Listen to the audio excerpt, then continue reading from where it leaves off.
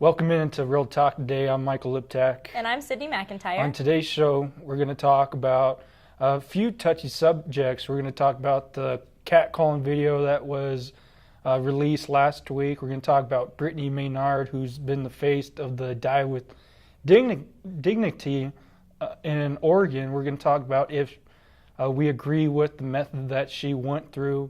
We're going to talk about college basketball. It starts pretty soon. We're going to talk about who we think's the best team and who's possibly a sleeper. And we're going to talk about who's the best team in the NFL. After what we saw against the Denver Broncos and the New England Patriots, we might have a good idea. But first, we're going to talk about Brittany Maynard. This past weekend, Brittany Maynard, she's the face of the Die with Dignity law in Oregon. She had a terminally ill brain cancer. And do you agree with what Brittany Maynard did? I understand why she did it, but I don't agree that the physician should be able to end their life. I think that regardless of their illness, it's still in God's hands, because you don't know from day to day what might change. Even if they say, you only have so many days to live, you don't know what's going to turn around. You cannot determine what your body is going to say and do. I have to disagree. I think when you look at her case, she pointed out a few times that she can actually feel herself getting sicker. She was having worse seizures, things like that. And just me personally, if I was ever in that position, I think if I was terminally ill, I would really consider going that route instead of suffering. She's only 28 years old right now.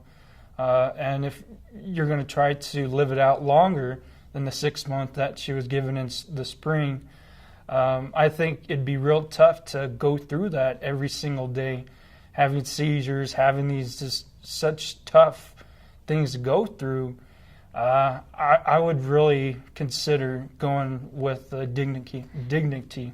I feel as if with all of the medical improvements that they've had, I feel that they should have been able to kill the pain a little bit and do something and inject something that almost eases the symptoms rather than just, But let me ask you this, though. Would you rather Brittany Maynard take a different route, overdosing, committing suicide in a much more, I'd say, drastic way that we know people do? I wouldn't.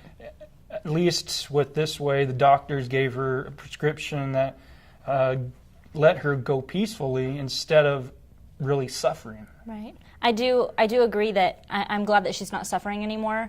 But then again, I do feel like it shouldn't be in the physician's hands. It should still be in God's hands.